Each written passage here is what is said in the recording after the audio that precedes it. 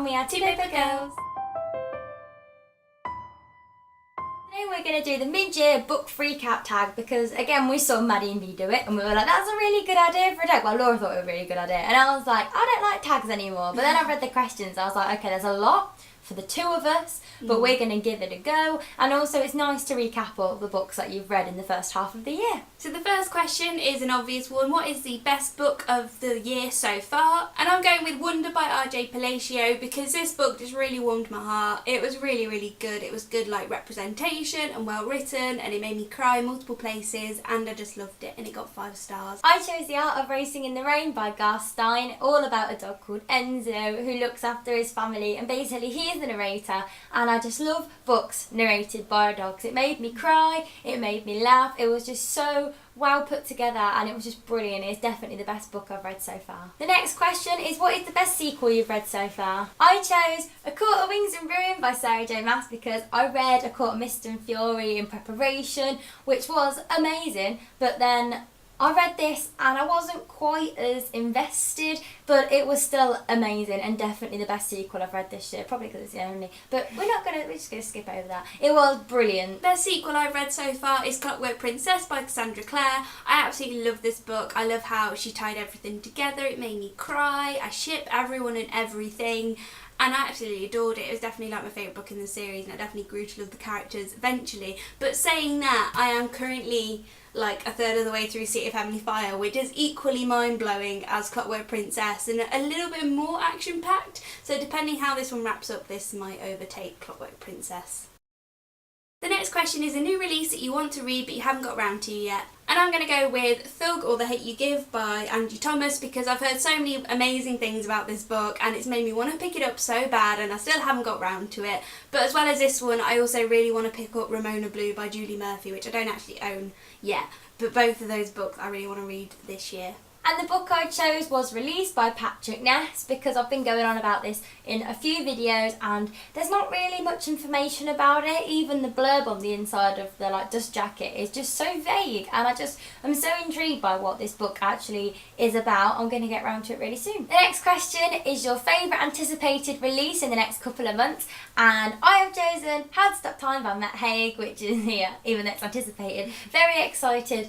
I will tell you that I'm anticipating it coming out because I'm excited to see what everyone thinks, because I absolutely adored it. It's so much all in one little book, but it doesn't feel like too much, if that makes sense. It's just so good, and it's got a little dog and that's called Abraham, and it's just really, really good, and I can't wait till everyone reads it and is enlightened like I am. My anticipated release is All That She Can See by Carrie Hope Fletcher. It comes out some point in July. We've both pre-ordered it. We're so hyped for it to come out because we both loved On the Other Side last year. I think it was both of our favourite books of 2016, or at least very high up.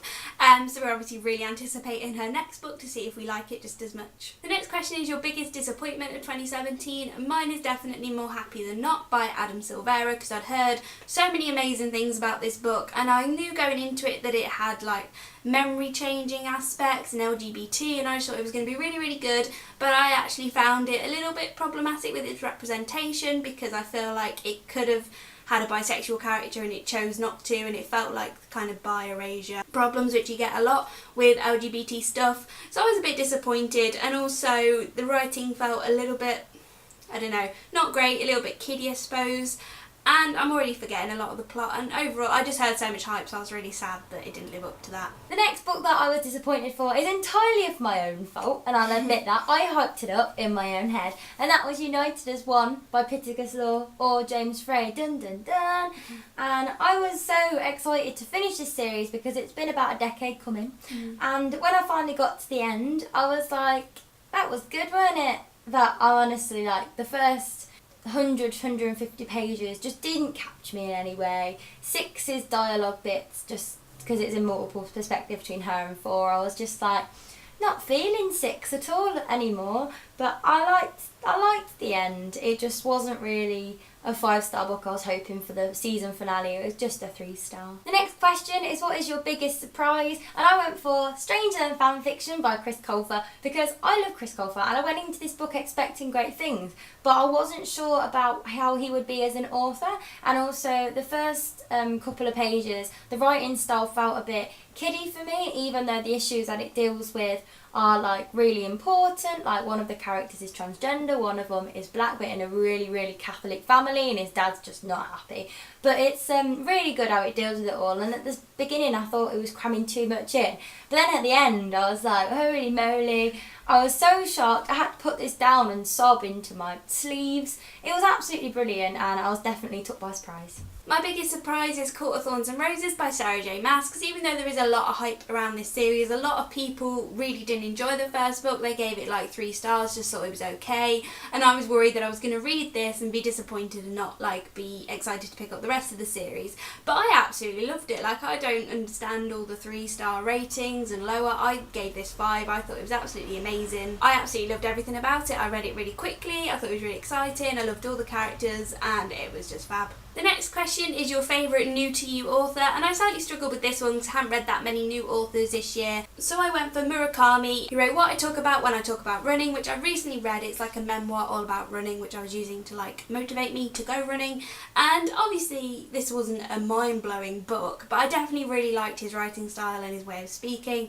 So it's made me want to pick up other books because I think they'll be really well written. I chose Angie Thomas after reading A Hate You Give because I couldn't get over how well written this book was. I haven't felt so attached to characters for a really, really long time, and like even in a different way to Akawa, because I love those characters but they still feel distant from me because it's a fantasy. This is just so real, and it actually felt like the people in this like book could be like my next door neighbours or like my best friends, and it just really, really got to me, and it was beautiful, and I can't wait to see what she writes next. The next one I completely missed out when I was watching Maddie and B's video, and I thought it was going to be a dog for this because I didn't read the question right, but it is actually, don't worry, your favourite fictional crush. And surprise, surprise, Rhysand of the High Lord of the Night Court.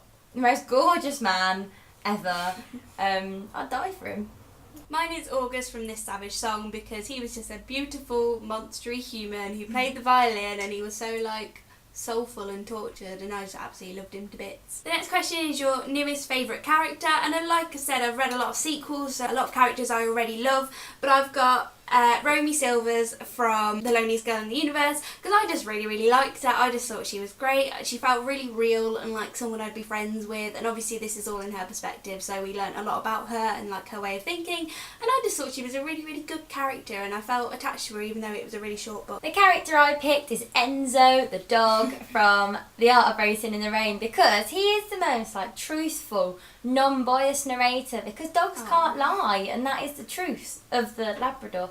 No, what is he? He's a retriever. But anyway, it was the most gorgeous narration from little Enzo. He's just so pure, so gorgeous. And like, I don't think he has to be a human to be one of my new favourite characters. The next question is a book that made you cry, and I had to pick Queen O' Shadows by Sarah J Maas because this is like the 4th, 5th book in the series, who really cares? But it was really, really good.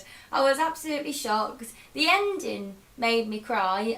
Can't say why because I don't want to spoil it for you, but basically there's just trauma between characters, but like the love in this book, like they actually all like bond. So when actually something bad happens, you actually give a damn, and it's really nice. This one I'm going to go with Wonder by R.J. Palacio because it made me cry for like happy and sad reasons all the way through, and there was a traumatic dog moment which I was not expecting. There's a dog in this book and it's really sad. The dog just made me sob, the dog moment, but I also want to mention Clockwork Princess because that also made me really cry at the end. The next question is a book that made you happy, and I'm going for The Curious Incident of the Dog in the Nighttime because even though it's not a super happy book, I read it right before me and Amy went to see the play because she got me tickets for my birthday, so I've just got really nice memories attached to the storyline. I was just trying to decide because again I missed out this question when I was making my answers of what books actually make me happy. It turns out I read a lot of sad books that generally I like to be miserable about for a little while, but a book that made me happy even though it made me sad was A Court of Wings and Ruin because it finished and I was dead happy to get my hands on it, and even though it wasn't as good as A Court of Mist and Fury, it still made me happy. The end made me happy, I'm not going to say why. The next question is the prettiest book that you've just see. And I chose Wing Jones by Catherine Webber because look at the tie-dye! Oh my. Oh my. I'm going for Nevernight by J. Kristoff because this is just gorgeous. I absolutely love the cover compared to the horrible like American cover. This is just beautiful, and it's got like sparkly end pages and prettiness, and I just shouted, "There's a bird!"